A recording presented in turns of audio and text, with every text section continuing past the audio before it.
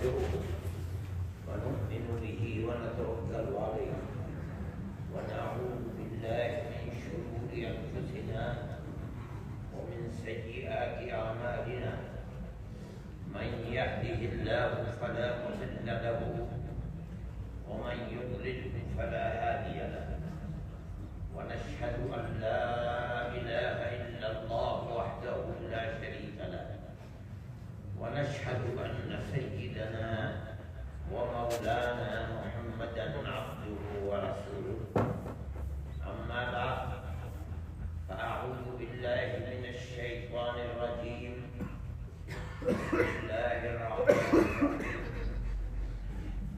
إن الله يأمركم أن تؤدوا الأمانات إلى أهلها وإذا حكمتم بين الناس أن تحكموا بالعدل صدق اللہ العظیم۔ میرے محترم بزرگوں اور دوستوں، میں نے آپ کے سامنے قرآن کی ایک آیت کا کچھ حصہ پڑھا۔ اس میں اللہ تعالیٰ فرماتے ہیں اللہ تم کو حکم دیتا ہے،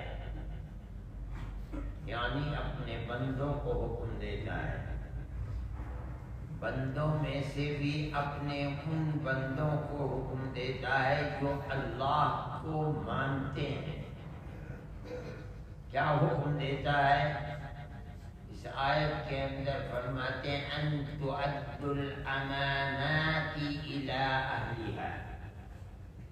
امانت اگر تمہارے پاس کسی کی ہے تو تم اس امانت کو، جس کی امانت ہے، اس کو ادا کرو، ایک چیز۔ دوسری چیز فرماتے ہیں وَإِذَا حَكَمْتُمْ بَيْنَ النَّاسِ أَن تَحْكُمُوا بِالْعَدْلِ۔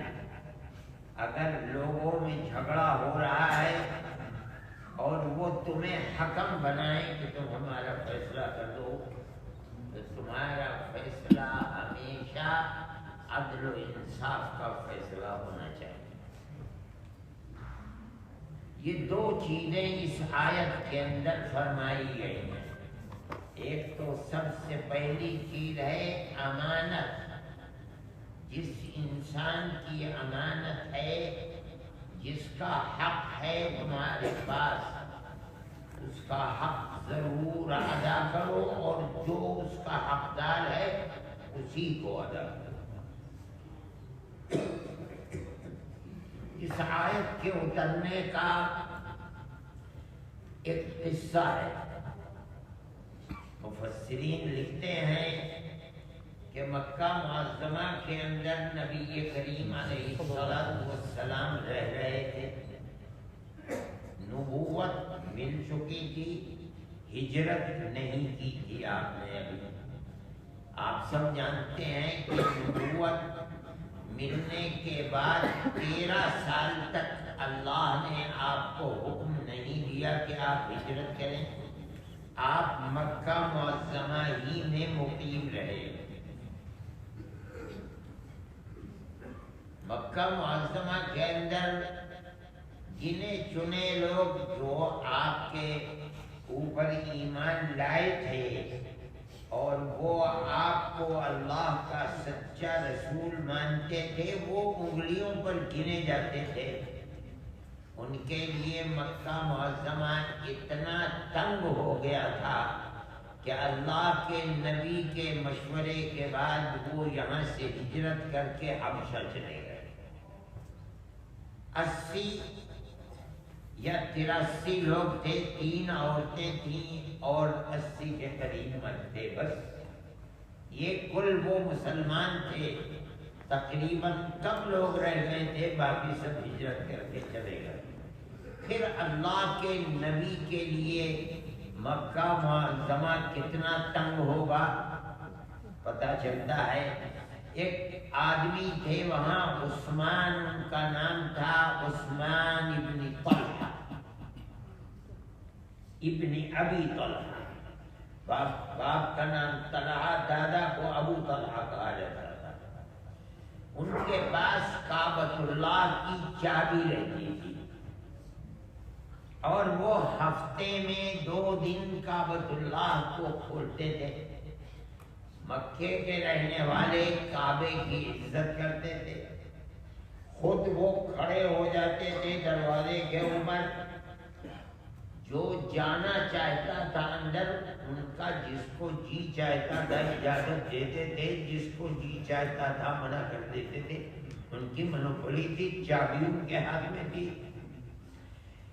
ایک دن ہمارے آقا اور ہمارے سردار حضرت محمد صلی اللہ علیہ وسلم نے کعبۃ اللہ کے اندر جانا چاہا، عثمان نے روک دیا، کہا محمد تم نہیں جاؤ گے علیہ السلام، ہمارے دین کی مخالفت بھی کرتے ہو اور ہم تمہیں اندر بھی جانے دیں، ہم تمہیں نہیں جانے دیں گے اندر۔ اللہ کے نبی ہم ہوتے تو لڑتے، اللہ کے نبی بڑی پروقار انداز میں رک کر ایک طرف کھڑے ہو گئے۔ عثمان وہیں کھڑے رہے دروازے کے اوپر کعبے کے، اور جس کو چاہتے تھے اندر جانے دیتے تھے، جس کو چاہتے تھے روک دیتے تھے۔ تھوڑی دیر کے بعد خدا جانے کیا خیال عثمان کے دل میں پیدا ہوا، بلایا، کہا محمد جاؤ۔ نبی کریم علیہ السلام جب جانے لگے تو ان کے سامنے کھڑے ہو گئے اور فرمایا کہ عثمان، آج تم نے مجھے جانے سے روک دیا اور چابی تمہارے پاس ہے، یہ بتاؤ جس دن یہ چابی جو تمہارے ہاتھ میں ہے میرے ہاتھ میں ہوگی اور میں جسے چاہوں گا دوں گا، اس دن تم کیا کرو گے؟ عثمان کہنے لگے اگر کوئی دن ایسا ہوا تو اس دن قریش بہت ذلیل ہوگی۔ آپ نے فرمایا نہیں، قریش اس دن بڑے عزت والے ہوتے ہیں۔ دن تھا گزر گیا، یہ ہجرت سے کتنے دن پہلے کا واقعہ ہے نہیں معلوم، لیکن ایک دن ایسا آیا کہ سارے قریش جمع ہو گئے کہ آج محمد علیہ السلام گھر سے نکلے تو سب مل کر قتل کر دیں، بنو ہاشم کس سے بدلہ لیں گے اور قصاص لیں گے۔ اللہ نے انہی کے درمیان سے اپنے نبی کو نکالا اور اب آپ وہاں سے نکلے حضرت علی کرم اللہ وجہہ کو اپنے گھر میں چھوڑ کر، اور نکل کر ابو بکر رضی اللہ تعالیٰ عنہ کے گھر آئے اور وہاں سے دونوں کے دونوں غار میں آئے اور غار سے اٹھ کر کے مدینہ منورہ تشریف لے آئے۔ اب آپ یہ دیکھیے کہ مدینہ منورہ میں 1 سال 2 3 4 5 6 7 8 سال، 6 سال کے بعد آپ نے ایک صلح کا معاہدہ کیا آپ سے، جس کو صلح حدیبیہ کہا جاتا ہے۔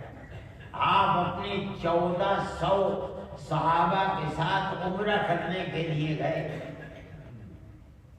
لیکن مکے والوں نے آپ کو نہیں آنے دیا۔ آخر کار وہاں بیٹھ کر کے ایک صلح ہوئی، وہ صلح بھی عجیب و غریب صلح تھی۔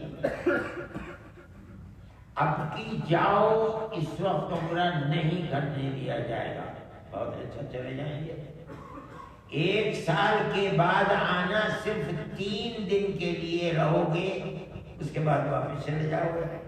بہت اچھا، 3 دن میں کے لیے آؤ گے، کوئی ہتھیار لے کر نہیں آؤ گے، بہت اچھا، اگر تمہارا کوئی آدمی ہمارے یہاں بھاگ کر آ جائے گا ہم اسے واپس نہیں کریں گے۔ ہمارا کوئی آدمی اگر تمہارے یہاں چلا جاتا ہے، یعنی مطلب یہ ہے کوئی شخص ایمان لا کر مکے کو چھوڑ کر تمہارے پاس چلا جاتا ہے، تمہیں واپس کرنا ہوگا۔ بہت اچھا، یہ صلح کا وہ بند تھا کہ تم واپس کرو گے، ہم واپس نہیں کریں گے۔ حضرت عمر رضی اللہ تعالیٰ عنہ کی سمجھ میں نہیں آتا تھا کہ یا رسول اللہ کیا ہم حق کے اوپر نہیں ہیں؟ اتنا نیچے گر کر کیا صلح کر رہے ہیں؟ ہم کیوں صلح کر رہے ہیں؟ اللہ کے نبی پر آیت نازل ہوئی اِنَّا فَتَحْنَا لَكَ فَتْحًا مُبِينًا، اے محمد ہم نے تم کو فتح عطا فرمائی ہے، کامیابی، اور بالکل کھلی ہوئی کامیابی۔ لیکن قسمت کی بات ہے کہ یہ معاہدہ کیا، لیکن قریش اس معاہدے پر باقی نہیں رہ سکے۔ ایک ہی سال کے بعد انہوں نے معاہدے کو توڑ دیا۔ اب اللہ کے نبی نے 8 سال کے بعد مکہ معظمہ کو فتح کرنے کا ارادہ کیا، اس لیے کہ جو معاہدہ ہوا تھا اس معاہدے کو انہوں نے توڑا، رسول اللہ نے اس معاہدے کو نہیں توڑا۔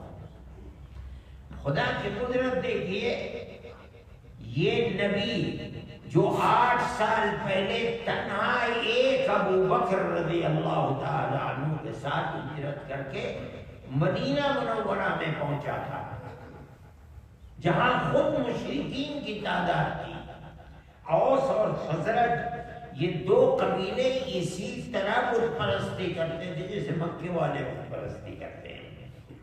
خدا نے انہی کی تقدیر کے اندر ایمان بھی رکھا تھا۔ وہ نبی جو ایک ابو بکر کے ساتھ آ رہا ہے رضی اللہ تعالی عنہ، 8 سال کے بعد مکے کو فتح کرنے کے لیے چلتا ہے، تو سارے تاریخ لکھنے والے لکھتے ہیں کہ 10,000 کا لشکر لے کر گیا۔ اور یہ کیسا لشکر تھا؟ آپ کے اشارے کے اوپر جان دے دینے والے لوگ تھے۔ تو ایسے لوگ نہیں تھے جو تنخواہ پاتے تھے اور لشکر بند کر کے چلے گئے اور اگر سختی ہوئی تو بھاگ گئے۔ نہیں، ہر آدمی اپنی جان دینے کے لیے آ رہا ہے، اور چٹکی بجاتے بجاتے مکے کو فتح کر لیا۔ اب آپ نے فرمایا، بعض لوگ کہتے ہیں حضرت علی کرم اللہ وجہہ کو فرمایا جاؤ عثمان سے چابی لے کر کے آؤ کعبہ کے پاس، ہم کعبے کے اندر جائیں گے۔ عثمان کے پاس گئے، عثمان نے کہا میں چابی نہیں دوں گا، میں تو چابی اپنے ہاتھ سے محمد کو دوں گا۔ ارے چنانچہ عثمان آئے اور چابی نبی کریم علیہ الصلوۃ والسلام کے ہاتھ میں دی۔ آپ نے فرمایا کہ عثمان یاد ہے میں نے کیا کہا تھا؟ عثمان نے کہا یاد ہے۔ نبی کریم علیہ الصلوۃ والسلام نے اپنے مبارک ہاتھوں سے کعبۃ اللہ کے دروازے کو کھولا، اندر تشریف لے گئے۔ جو حضرت ابراہیم علی نبینا علیہ الصلوۃ والتسلیم کی تصویر بنی ہوئی تھی کعبے کے اندر، اس کو دھویا، کعبے کو پاک کیا، اور اس کے بعد باہر تشریف لائے۔ بڑے بڑے صحابہ موجود ہیں، ابو بکر موجود ہیں، آپ کے چچا عباس موجود ہیں، عبداللہ ابن مسعود جیسا آدمی موجود ہے، حضرت علی کرم اللہ وجہہ موجود ہیں، اور ہر شخص کے دل میں یہ تمنا ہے کہ آج اللہ کا نبی کعبے کی چابی مجھے دے دے تو قیامت تک یہ بات رہے گی کہ فتح مکہ میں رسول اللہ صلی اللہ علیہ وسلم نے یہ چابی عثمان سے لے کر کے، عثمان بن طلحہ ان سے لے کر کے مجھے چابی دی۔ نبی کریم علیہ الصلوۃ والسلام کو اس وقت جبریل امین آئے اور قرآن کی یہ آیت لے کر آئے، ان اللہ یأمرکم ان تؤدوا الامانات الی اہلہا، اللہ تم کو حکم دیتا ہے کہ امانتیں جن کی ہیں انہی کے ہاتھ میں دی جائیں گی، کسی اور کو نہیں دی جائیں گی۔ عام طریقے پر مفسرین کہتے ہیں کہ اس وقت تک عثمان ابن طلحہ ایمان نہیں لائے تھے۔ عام طریقے پر مفسرین یہی کہتے ہیں۔ جب اللہ کے نبی نے یہ آیت پڑھی اور پڑھ کر عثمان کو بلا کر ان کے ہاتھ میں چابی دی اور فرمایا کہ یہ چابی قیامت تک عثمان ہی کے ہاتھ میں رہے گی، آج بھی اسی خاندان کے پاس چابی ہے، جو چابی ان سے لے گا وہ ظالم ہے۔ تب عثمان کھڑے ہوئے اور کہا اشہد ان لا الہ الا اللہ وان محمد رسول اللہ۔ یہ امانت کا حق ہے، کسی انسان کا حق۔ اس آیت پر غور کیجئے، ایک چابی تھی اور ایک آدمی کے ہاتھ میں تھی، عثمان کے پاس تھی چابی۔ قرآن کی آیت ہونی چاہیے تھی کہ اے محمد اللہ آپ کو حکم دیتا ہے، مگر یہ نہیں فرمایا۔ اللہ فرماتے ان اللہ یامرکم، اے محمد اور اے امت محمد، اللہ تم سب کو حکم دیتا ہے ان تؤدوا الامانات، ہونا چاہیے تھا ان تؤدوا الامانات، ایک امانت جو چابی ہے۔ اللہ یہ نہیں فرماتا ان تؤدوا الامانات، امانتیں جس کی ہیں ان کو دو۔ کیا مطلب ہے؟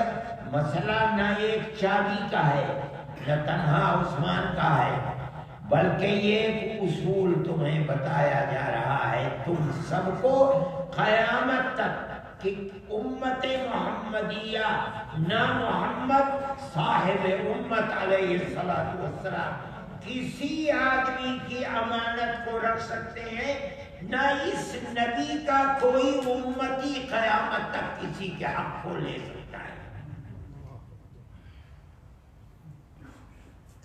اگر لے گا تو دینا پڑے گا، اگر موت سے پہلے معاف کرا لیا ٹھیک ہے، معاف کر دیا، جس کا حق ہو گیا۔ اگر معاف نہیں کیا اور موت آ گئی، کل قیامت کے دن دینا ہی پڑے گا۔ اس آیت کے اندر اللہ فرما رہا ہے کسی انسان کے حق کو اللہ معاف نہیں کرے گا۔ حضرت عائشہ صدیقہ رضی اللہ تعالی عنہا الدواوین الثلاثہ، یہ جو بایاں فرشتہ فائل لکھ رہا ہے اس کے اندر گناہ ہیں، دائنا فرشتہ تو اعمال صالحہ کو لکھتا ہے اور بایاں فرشتہ گناہوں کو۔ اس کے اندر 3 طرح کے گناہ ہیں۔ دیوان لا یغفر اللہ، الاشراک باللہ، ان اللہ یقول ان اللہ لا یغفر ان یشرک به ویغفر ما دون ذلک لمن یشاء۔ ایک تو گناہ یہ ہیں اس فائل کے اندر جن کی مغفرت اور معافی نہیں ہے۔ اللہ نے قرآن میں کہہ دیا کہ اگر کوئی دنیا کے اندر اللہ کا کسی کو شریک بنائے گا اللہ اسے معاف نہیں کرے۔ ایک تو گناہ یہ ہے، فرماتے ہیں دیوان لا یترکہ اللہ حتی یقتص بعضهم بعضا۔ دوسرا گناہ وہ ہے کہ اللہ اسے معاف نہیں فرمائے گا، لا یترکہ اللہ، بغیر حساب و کتاب کے نہیں چھوڑے گا۔ وہ کیا ہے؟ فرماتے ہیں وہ یہ گناہ ہے کہ جو ایک آدمی دوسرے آدمی کا حق لے لیتا ہے، امانت میں خیانت کر لیتا ہے، کسی آدمی کی زمین پر قبضہ کر لے، کسی کے پیسے پر قبضہ کر لے، کسی کے گھر پر قبضہ کر لے۔ بدنصیب بھائی اپنی بہن کا حق جو باپ سے وراثت میں ملا تھا اس کے اوپر قبضہ کر لے، بھائی بھائی کی امانت پر قبضہ کر لے، اللہ اس کو چھوڑے گا نہیں جب تک یقتص بعضهم بعضا، جب تک خود آپس میں جس کا حق لیا ہے وہ اپنا حق لے نہ لے۔ یہ وہی ہے امانت جس کو فرمایا ان اللہ یامرکم ان تؤدوا الامانات الی اہلہا۔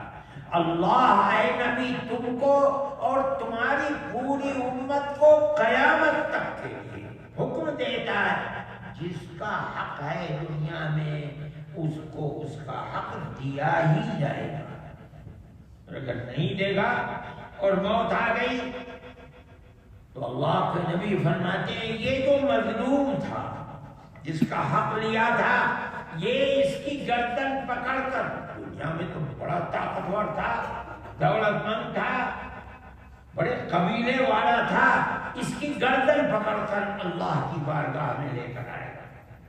جس کا بھی حق لیا ہے دنیا میں کمزور تھا، اللہ قیامت کے دن میدان محشر میں اس کو قوت عطا فرمائے گا اور آ کر کہے گا اے اللہ اس کے پاس میری امانت ہے، میرا حق ہے، اس نے دیا ہے۔ اللہ کو اتنا غصہ ہوگا، فرمائیں گے عدل الامانہ، اس کا حق دے۔ وہ کہے گا انا یا رب وقد ذهبت الدنیا، اے اللہ کہاں سے دوں، میں نے روپیہ دیا تھا تو دنیا چلی گئی، آج روپیہ نہیں ہے، میں نے ڈالر لیا تھا، رینڈ لیا تھا، پاؤنڈ لیا، آج کوئی چیز نہیں، کہاں سے دوں اس کا۔ اللہ کو اتنا غصہ ہوگا، فرمائیں گے ہم کچھ نہیں سنتے، عدل الامانہ، اس کا حق دے۔ پھر یہی کہے گا اے اللہ میری بپتا سن تو لیجیے، میں کہاں سے لوں۔ اللہ کو اتنا غصہ ہوگا، تیسری مرتبہ پھر فرمائے ہم کچھ نہیں سنتے، عدل الامانہ، اس کا حق دے۔ کسی کو اللہ قرآن میں فرما رہے ہیں جس کا حق ہے اس کا حق دینا ہی پڑے گا، یا تو دنیا میں موت سے پہلے اس کو معاف کرا دے۔ اگر کوئی معاف کر دیتا ہے، اللہ کا تو حق تھا نہیں، جس کا حق تھا اس نے معاف کر دیا، بات ختم۔ اگر معاف نہیں کراتا یا معاف نہیں کرتا اس کا حق ادا کرتا۔ اگر حق ادا کر دیتا ہے کوئی مسئلہ نہیں، اگر نہیں ادا کرتا کل قیامت کے دن خود فرماتے ہیں حدیث میں نبی کریم علیہ السلام یہ مغفرت اس کی نہیں ہوگی حتی یقتص بعضهم بعضا، جو آپس میں کسی نے کسی کا حق لیا ہے، چاہے وہ کوئی بھی ہو، چاہے ہندو ہو، بت پرست ہو، یہودی ہو، عیسائی ہو، اللہ کا حکم اس کے لیے حق ادا کرو۔ میں نے آپ سے کہا کہ مفسرین بڑی تعداد میں کہتے ہیں کہ عثمان جب یہ آیت اتری ہے کہ چابی ان کو دو، عثمان اس وقت بت پرست تھے، مومن نہیں تھے۔ اس آیت کو سن کر کہ اسلام کیسا مذہب ہے، اللہ کے نبی پر وحی اتر رہی ہے اور آپ یہ آیت پڑھ رہے ہیں ان اللہ یأمرکم ان تؤدوا الامانات الی اہلہا، جن کا حق ہے انہیں کو واپس کرو۔ تب کہا اس سے سچا دین اور مذہب کوئی نہیں ہوتا، کہتے اشہد ان لا الہ الا اللہ وان محمد رسول اللہ۔ میرے بھائی، انسان کا حق کسی انسان کے اوپر ہو، اس کی معافی اللہ کے یہاں نہیں۔ ہر آدمی کو اپنے گریبان میں منہ ڈال کر دیکھنا چاہیے، اللہ اپنے حق کے بعد پہاڑ معاف کر دے گا۔ تیسرا دیوان، وہ فرماتے ہیں دیوان لا یعبأ بہ اللہ، کوئی اس کی پرواہ اللہ کو نہیں۔ ظلم العباد فيما بينهم وبين الله تبارك وتعالى، إن شاء أخذه وإن شاء تجاوز عنه، أو كما قال عليه الصلاة والسلام۔ وہ ہے کہ جو بندے اللہ سے گناہ کرتے ہیں، اللہ کا حق نہیں دیتے، یہ اللہ کے اپنے قبضے قدرت میں ہیں۔ ہو سکتا ہے کہ قیامت کے دن پکڑ لے، اور ہو سکتا ہے کہ اللہ ارحم الراحمین نے اس کی مغفرت فرما۔ مغفرت اللہ کی ایسی مغفرت ہے کہ دنیا میں آدمی اس کو دیکھ نہیں سکتا، اس کو قیاس نہیں کر سکتا۔ نبی کریم علیہ الصلوۃ والسلام فرماتے ہیں، حدیث قدسی ہے، اللہ فرماتا ہے کہ اگر آدمی نے ظلم کیا اور اتنا ظلم کیا، اتنے گناہ کیے، اتنے، یا ابن آدم لو بلغت ذنوبك عنان السماء ثم استغفرتنی غفرت لك ولا ابالی۔ اے آدمی، اگر تو نے اتنے گناہ کیے کہ تیرے گناہ آسمان تک پہنچ گئے، پہاڑ بن گیا، اس کے بعد بھی اگر تو نے مجھ سے سچے دل سے معافی مانگی، اے اللہ معاف کر دے، اب نہیں کروں گا گناہ، تو میں تیرے گناہوں میں پہاڑ بھی معاف کر دوں گا۔ مگر کون سے گناہ؟ وہ نہیں جو آدمی نے آدمی کا حق لیا، وہ گناہ کے آدمی نے اپنے اللہ کا حق ادا نہیں کیا۔ اللہ ارحم الراحمین۔ وہ کتنے گناہ ہیں، ان گناہوں کی معافی کے لیے تیار ہے، اللہ ان گناہوں کو معاف فرما دے گا۔ لیکن حقوق العباد جن کو کہا جاتا ہے، اور یہ بہت ہے دنیا کے اندر، لوگ کاروبار کرتے ہیں، گھروں کے اندر رہتے ہیں، لین دین کرتے ہیں، لیکن دوسرے کے حق کو ادا کرنے کے اندر کوتاہی کرتے ہیں، بڑی خراب ہے۔ اللہ کے یہاں اس کی مغفرت کا دروازہ ہے۔ اور نبی کریم علیہ السلام نے صحابہ سے پوچھا، جانتے ہو مفلس کون ہے؟ فقیر ہم کہتے ہیں۔ صحابہ کرام رضوان اللہ علیہم اجمعین نے فرمایا کہ یا رسول اللہ، مفلس تو وہ ہے جس کے پاس پیسہ کوڑی نہیں ہے، اسی کو مفلس کہتے ہیں، فقیر؟ فرمایا نہیں، میری امت کے اندر در حقیقت فقیر وہ ہے کہ کل اللہ کے دربار میں پہنچے گا، اس کے ساتھ نمازیں بھی ہوں گی، اس کے ساتھ روزے بھی ہوں گے، اس کے ساتھ حج بھی ہوگا، عمرے بھی ہوں گے، صدقہ بھی ہوگا، سب کچھ لے کر آئے گا، لیکن اس کے ساتھ ساتھ اس کا مال اس نے دنیا میں لے لیا تھا، اس کو قتل کر دیا تھا، اس کے اوپر الزام لگایا تھا، یعنی انسان نے انسان کے حق ادا نہیں کیے۔ یہ اپنا حق مانگے گا، وہ اپنا حق مانگے گا، تیسرا اپنا حق مانگے گا۔ دنیا کے اندر کتنے حقوق ہیں، اللہ وہ حق مانگنے والا، وہاں تو کوئی چیز ہے نہیں۔ کوئی نماز کا ثواب لے کر کے بھاگے گا، کوئی حج کا ثواب لے کر کے جائے گا، کوئی عمرے کا ثواب، سارا لٹ گیا عبادت، ساری عبادتیں زندگی بھر کی لٹ گئی، لوگ لے گئے۔ اب اگر پورا ہو گیا خوش قسمت تھا، اور اگر نہیں پھر بھی کچھ کھڑے ہیں، اے اللہ ہمیں تو ملے ہی نہیں، ہمیں تو ملے ہی نہیں، ہمارا حق تو ملا نہیں، اور اس کے پاس کچھ ہے بھی نہیں، تو جن کا حق لیا تھا ان کو گناہوں سے ہلکا کر کے ان کے گناہ اس بدنصیب کے سر کے اوپر ڈال کے جہنم میں ڈال دیا جائے گا۔ میرے بھائی، حقوق العباد جن کو کہا جاتا ہے، آدمی آدمی کا حق نہ دے۔ اس حدیث سے پتہ چلا کہ جس کا حق لیا ہے وہ کوئی بھی ہو، اس کا دین کچھ بھی ہو، اس سے کوئی فرق نہیں، حق ادا کرنا پڑے گا۔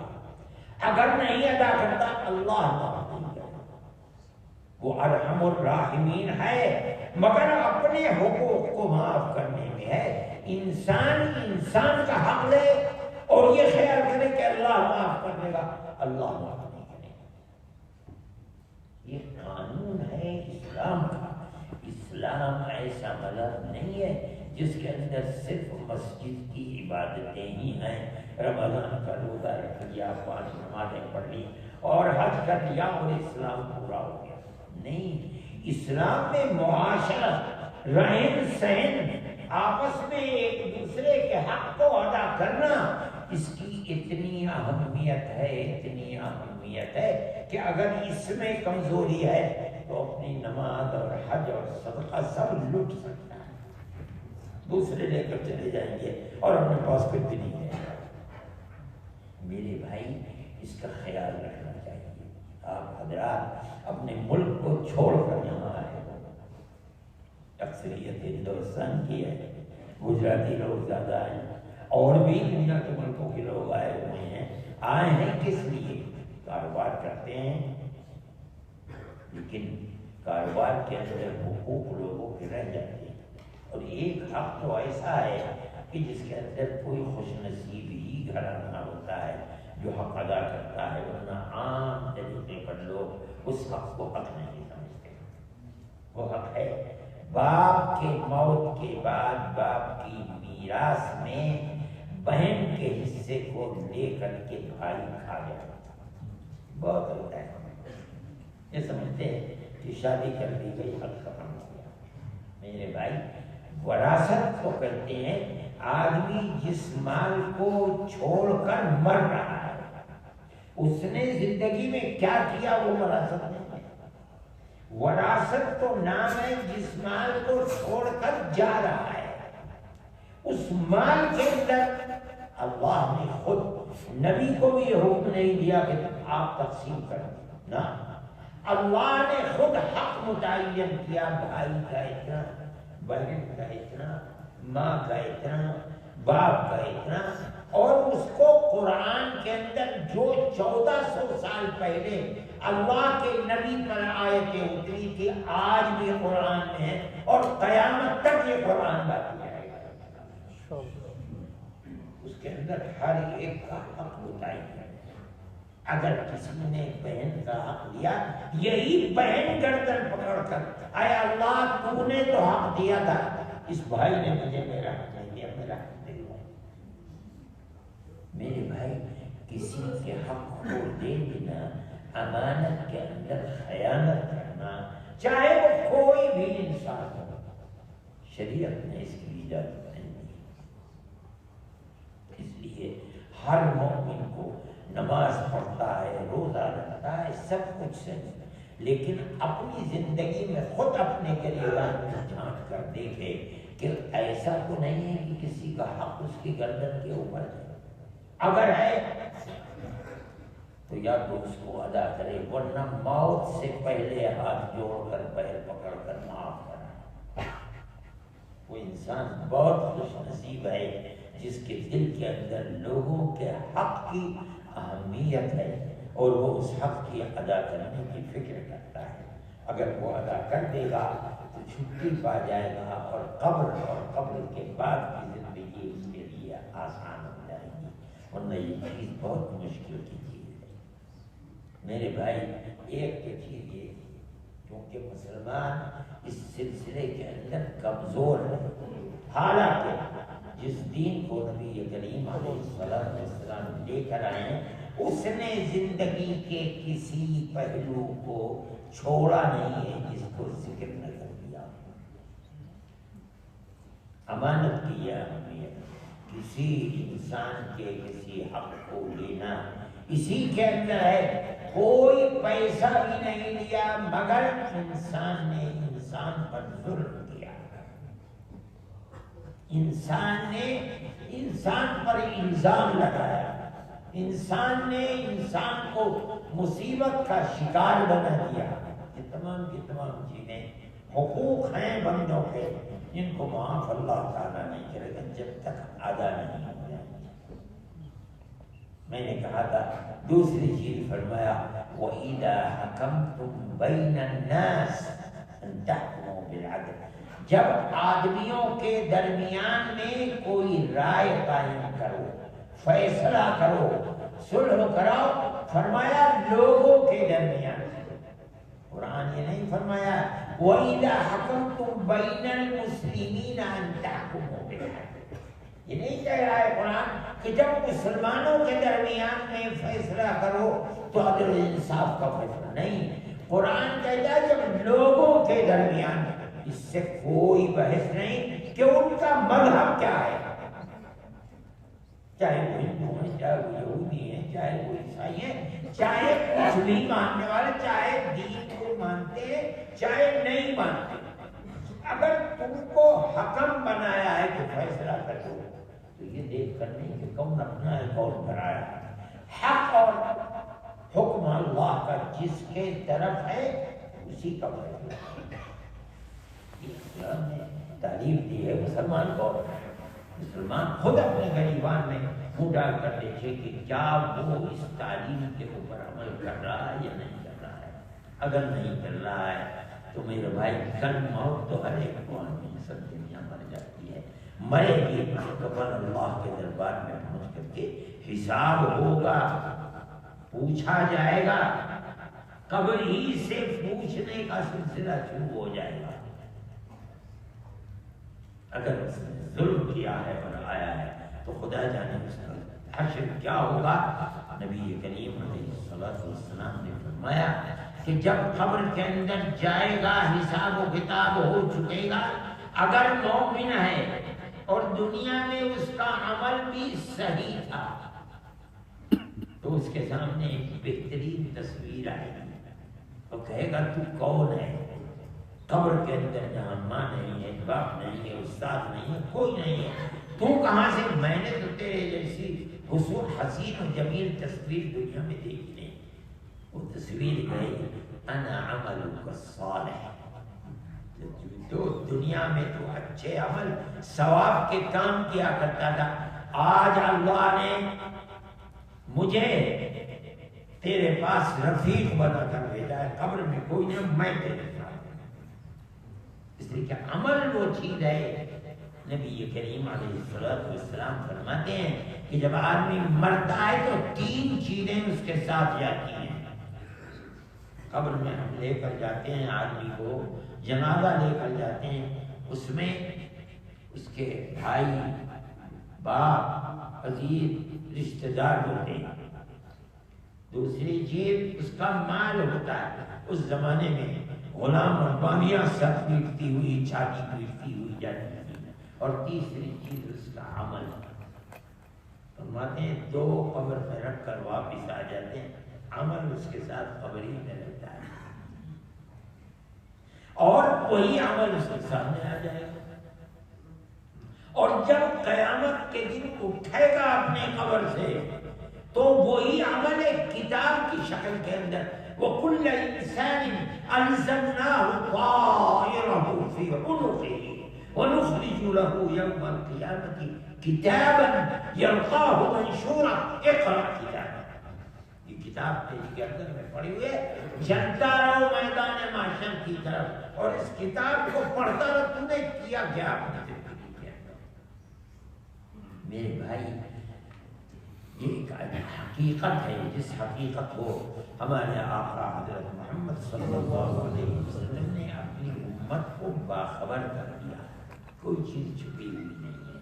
میں نے یہ آیت پڑھی تھی اس لیے کہ تاکہ آپ جانیں کہ دین اسلام جو اللہ نے ہمارے آقا حضرت محمد صلی اللہ علیہ وسلم پر 23 سال میں مکمل فرمایا ہے، وہ صرف روزے، نماز، حج اور زکوٰۃ کا نام نہیں، صحیح ہے، بہت بڑی چیز ہے، لیکن یہ سمجھنا چاہیے کہ ہمارے آپس میں ایک دوسرے کے ساتھ عمل، کام، رہن سہن، برتاؤ، لین دین بہت بڑی اہمیت ہے، اتنی بڑی اہمیت ہے کہ میں نے آپ کو بتایا کہ اگر اس میں خرابیت ہو سکتا ہے کہ ہماری نماز، ہمارے روزے، ہمارے اعمال صالحہ جو ہم نے دنیا میں کیے سب لوٹ کر لوگ لے گئے، ہمارے پاس کی دنیا ہے۔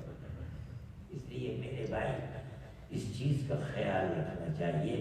اللہ ہماری دنیا کو بھی آباد فرمائے، ہماری آخرت کو بھی آباد فرمائے، اور ہماری موت اس طرح ہو کہ ہماری گردن پر کسی دوسرے کا حق نہ، ہم اللہ کے یہاں جائیں تو اس کے مغفرت کے طالب ہوں، اور اللہ ہمارے ساتھ اپنے رحم و کرم کا معاملہ فرمائے، ہماری دنیا کو بھی آباد فرمائے، ہماری آخرت کو بھی آباد فرمائے۔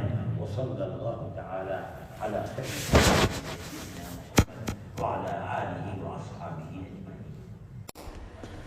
Thanks for watching. Don't forget to like, comment, share and subscribe to Al Wahid channel.